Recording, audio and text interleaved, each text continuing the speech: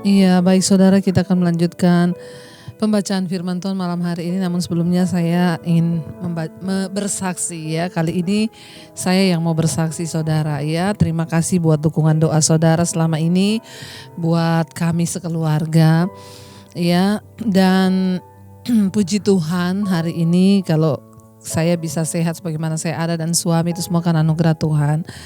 Karena beberapa waktu yang lalu itu saudara ya, sejak dari Solo suami saya sakit dan banyak sekali yang mendoakan agar cepat sembuh ya, dan sampai akhirnya di Solo itu sudah sempat ke dokter ya, dan menurut dokter itu adalah karena suami saya kena radang pencernaan, sudah diberi obat. Setelah pulang dari dokter itu, ya kami rencana besoknya mau balik ke Jakarta. Tetapi ada berita duka di Solo, kakak ipar saya meninggal ya karena COVID. Dan kami akhirnya menunda kepulangan kami. Dan ya namanya keluarga saudara ya, pada waktu itu ya kakak ipar saya istrinya begitu sangat tertekan ya. Jadi kami datang memberikan kekuatan lah kepada keluarga. Dan akhirnya setelah itu sorenya kita menghadiri pemakaman karena sudah selesai semua dari pihak rumah sakit ya, memakamkan kakak ipar saya. Setelah selesai dari protokol kesehatan, kami datang ke kuburan ya untuk melihat. Terima kasih buat semua ucapan saudara. Akhirnya besoknya Jumat kami baru balik ke Jakarta. Setelah sampai di Jakarta hari Senin itu suami saya kembali merasakan mual ya, dia merasakan mual. Tadinya itu sudah oke saudara, dari Solo itu sudah oke, udah sembuh, dikasih obat dokter. Ya udah sembuh sampai hari Minggu juga. Akhirnya hari Senin itu dia merasakan mual ya, lalu dia muntah ya. Hari Senin itu dia muntah dan akhirnya saya ajak ke dokter lagi. Saya bilang kita ke dokter lagi daripada ya ini semakin bertambah drop, karena ya ada sedikit ketakutan juga saudara ya. Akhirnya ke dokter dan dokter bilang sama seperti yang di Solo, bahwa suami saya itu radang pencernaan. Dan akhirnya radang pencernaan diberi obat saudara. Ketika Senin itu ya suami saya minum obat, sore itu muntah lagi saudara. Saya tuh sampai takut melihat suami saya yang sudah pucat sekali dan ya matanya itu udah hitam karena dia tidak makan. Ya hari Senin itu benar-benar dari hari Senin sepanjang hari itu nggak bisa makan karena makan muntah. Jam 6 sore saya dapat kabar dari kakak ipar saya di Solo bahwa mereka positif ya COVID. Dan kakak ipar saya di Solo menyarankan untuk kami juga ya tes PCR. Dan akhirnya hari Selasa itu ya saya menunggu hari Selasa ya, karena malam Senin itu sudah tutup, PCR-nya bukanya sore ya. Saya akhirnya memutuskan untuk kami sekeluarga tes ya, dan kami datang ke rumah sakit dan akhirnya kita tes saudara PCR dan hasilnya baru keluar besok. Selasa itu suami saya muntah terus. Semakin drop, dia tidak bisa makan sama sekali. Nggak bisa makan. Wah, semakin takut saya karena saya sudah dengar dari Solo bahwa kakak ipar saya yang kami nginap di rumahnya, satu rumah benar-benar tinggal, mereka juga positif saudara. Ya berkecamuk lah di pikiran saya ya. Dan yang kali ini benar-benar kami agak takut karena belum seminggu kita kehilangan kakak ipar saya, dan itu benar-benar kami syok karena kakak ipar saya ini baru umur 48 tahun. Ya, dan akhirnya saudara kita menunggu hasil PCR itu keluarnya besoknya ya Rabu. Selasa itu suami saya muntah terus ya, dia muntah tidak bisa makan, tapi saya berusaha untuk memberikan dia minum. Yang saya jaga adalah saya juga mau berbagi nih kepada saudara, jangan sampai kekurangan cairan. Jadi saya suruh suami saya minum karena saya masih berharap itu adalah radang pencernaan saudara. Jadi saya bilang kamu harus minum yang banyak, pokoknya jangan sampai berhenti minum ya, minum. Akhirnya minum, saya bikinin teh manis untuk dia kalau minum teh manis itu dia berasa enak, tidak muntah. Saya bikinin dia susu saudara, yang susu itu yang ya terdiri dari 14 vitamin dan 9 mineral untuk menunjang dia karena kehilangan banyak cairan dan tidak ada makanan yang masuk sama sekali. Ya saya bikinin bubur panas, dia makan pakai telur, abis itu muntah lagi keluar semua itu. Saya semakin takut karena suami saya sudah drop dan benar-benar saya baru lihat kali itu suami saya yang udah tidak berdaya di tempat tidur. Akhirnya hari Rabu pagi tes PCR kami keluar dan ternyata saya dan suami saya positif COVID dan anak-anak negatif. Ya saya bertanya ya loh, dan sebagian ini juga menjadi pertanyaan buat semua saudara. Loh kan sudah pernah kena COVID, kok bisa kena COVID lagi? Sangat bisa. Ternyata dokter berkata loh orang yang sudah pernah kena COVID atau sudah vaksin itu akan tetap bisa kena. Ya kalau kondisi kesehatan kita turun, kondisi imun kita turun, ya drop ya. Kenapa bisa turun? Karena kurang istirahat. Memang saya dan suami itu benar-benar kami kurang istirahat. Hampir 10 hari kami ya urus mami saya pulang dari Jogja ke Solo, Salatiga, lalu kami ke Surabaya. Itu benar-benar drop dan di sana jaringan internetnya juga susah. Jadi suami saya sampai tengah malam nggak tidur, harus memikirkan untuk upload bagaimana besok pagi mesbah syukur. Ya jadi benar-benar kurang istirahat dan kami benar-benar drop. Akhirnya ya yang kali ini ketika dan orang mungkin bertanya kalau sudah vaksin apakah bisa kena? Bisa. Saudara yang sudah divaksin jangan menyepelekan, tetap ya jaga jarak. Jangan terlalu takut berlebihan tapi tetap harus jalankan protokol kesehatan. Yang sudah pernah kena COVID apakah bisa? Sangat bisa. Waktu kondisi kita menurun. Dan apakah bisa cepat sembuh? Cepat atau lamanya sembuh tergantung bagaimana sistem iman kita yang pertama, yang kedua sistem imun kita. Jadi ketika saya tahu kami berdua positif, kami akhirnya tidak keluar. Maaf saya juga harus membatalkan, harusnya hari Minggu lalu itu hari Selasa saya harus berangkat ke Cirebon. Saya minta maaf buat jemaat yang ada di Cirebon. Saya harus cancel pelayanan. Hari Minggu kemarin juga ada jadwal beberapa gereja yang terpaksa harus di cancel. Banyak sekali pelayanan yang di cancel ya. Dan saya mau minta maaf. Kalau tidak terpaksa banget saya tidak akan membatalkan pelayanan.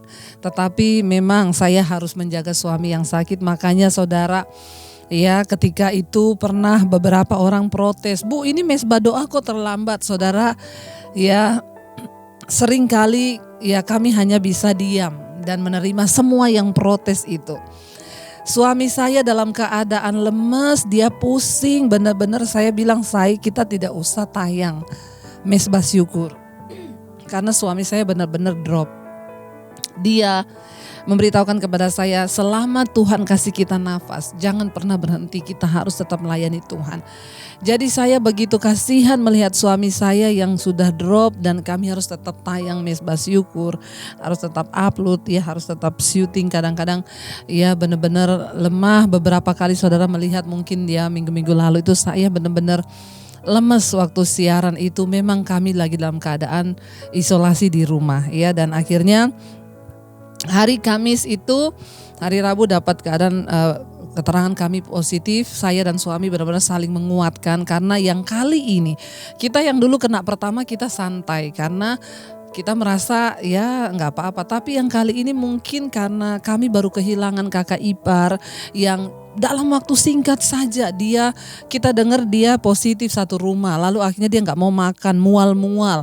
Akhirnya karena istrinya merasa mungkin dia sudah ya tidak kuat lagi karena tidak makan saudara, akhirnya harus ke rumah sakit.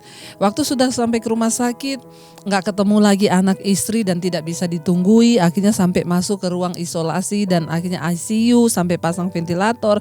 Akhirnya dapat kabar ya sudah dipanggil Tuhan. Jadi jujur saya dan suami saya apalagi mendengar bagaimana kesaksian kakak ipar saya itu, dia di akhir-akhir hidupnya dekat dengan Tuhan saudara. Dia lagi dekat sama keluarga ya, dia benar-benar ya kemanapun harus bareng keluarga. Dan terakhir itu dia masih sempat telepon istrinya ngomong, aku pengen kumpul sama kamu sama anak-anak. Tapi Tuhan berkata lain dan saya percaya dia sekarang sudah senang. Itu membuat kami agak trauma, saudara. Saya takut kehilangan suami saya, tapi sekali lagi saya selalu berkata, hidup mati kita di tangan Tuhan, bukan di tangan COVID. Kalau sudah waktunya kita mati, berarti tugas kita sudah selesai. Dan benar, saudara, akhirnya puji Tuhan suami saya mulai mau makan, mungkin masa kritisnya sudah lewat. Dan akhirnya saya hari Kamis itu, saudara, saya mulai batuk itu, saya mulai drop. Ya, saya mulai batuk terus sampai hari Kamis malam itu dada saya ini, saudara, seperti penuh dengan riak ya, dan leher saya ini tuh selesai syuting Mesbah Doa.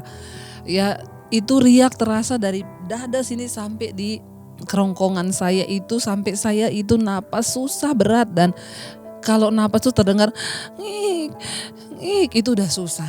Jujur hari itu saya terintimidasi sekali. Ya, iblis bilang, kalau kamu tidur, apakah kamu bisa tidur malam ini, atau kamu semakin sesak dan tidak bisa bernapas, maka kamu harus ke rumah sakit. Saya berterima kasih beberapa sahabat dan beberapa juga pendengar Mesbah Doa yang ya cukup dekat itu menawarkan rumah sakit untuk saya bisa isolasi. Tapi saya bilang kalau saya masih bisa sendiri, saya gak mau. Tapi malam itu terpikir oleh saya, apakah saya harus mencari teman saya mau benar-benar ke rumah sakit. Karena saya sudah rasa tidak kuat. Di dada ini penuh riak dan di tenggorokan ini penuh riak. Saya tanya sama suami, kita harus minum obat apa? Atau saya harus menghubungi dokter siapa kenalan kita untuk tanya minum obat apa? Tapi malam itu tiba-tiba, saudara, saya berdoa, saya cuma bilang, Tuhan, aku menyerahkan hidupku kepada Tuhan. Karena memang udah sesek saya bernapas itu. Tapi saya diingatkan tiba-tiba ada suara yang berkata, angkat perjamuan kudus, angkat imanmu hari ini. Ya, karena roh yang ada dalammu lebih besar. Saya katakan kepada suami saya dapat suara Tuhan, kita perjamuan kudus. Lalu suami saya langsung ngomong, iya, aku juga dapatnya yang sama. Tuhan suruh kita hari ini perjamuan kudus. Kenapa kita melupakan Tuhan? Kenapa yang kita ingat mau hubungi dokter siapa, mau hubungi teman siapa? Kenapa kita gak angkat iman kita? Saat itu juga sebelum tidur malam, saya dan suami melakukan perjamuan. Ya, kita ambil roti, kita ambil perjamuan, dan kami perkatakan firman Tuhan. Tuhan, kalau belum waktunya kami mati, kami patahkan segala kuasa virus ini di dalam nama Yesus. Malam ini dengan iman kami angkat cawan perjamuan ini dan kami makan tubuhmu. Darahmu inilah yang menghalau semua kuasa virus dalam hidup kami. Malam itu kami perjamuan, saudara, dan setelah perjamuan tuh saya merasakan pelong luar biasa dari leher sampai ke dada ini tidak sesak lagi, dan malam itu saya tidur begitu nyenyak, tidak ada batuk sekalipun. Tuhan luar biasa, dan dari situ kami berangsur membaik terus, setiap hari membaik, dan puji Tuhan hari ini kami sudah negatif, saudara. Ya, puji Tuhan, ya. Saya cuma mau bagikan satu hal bagi kita semua hari ini, ya, tidak perlu takut berlebihan, ya.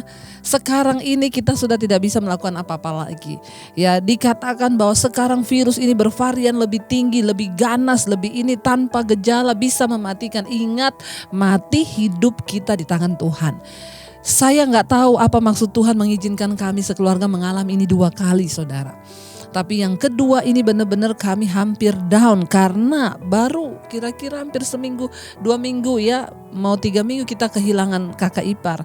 Dan itu benar-benar sangat mengintimidasi kami. Tapi ya kita percaya kalau belum waktunya, ya kita tidak akan mati. Tapi kalau sudah waktunya, ya bukankah saya selalu berkata hidup adalah Kristus, mati adalah keuntungan.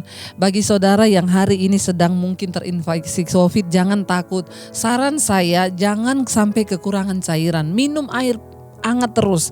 Saya tidak pernah berhenti dengan suami itu, setiap 15 menit kita minum air hangat 1 gelas, minum air hangat 1 gelas. Ya, jangan sampai saudara tidak makan. Sekalipun saudara merasa mual atau muntah, tetap paksakan harus makan, karena virus ini hanya bisa dilawan dengan sistem imun yang kuat dan sistem iman yang luar biasa. Terima kasih saudara buat dukungan doa saudara buat kami sekeluarga, dan hari ini puji Tuhan kami sudah bisa beraktivitas lagi.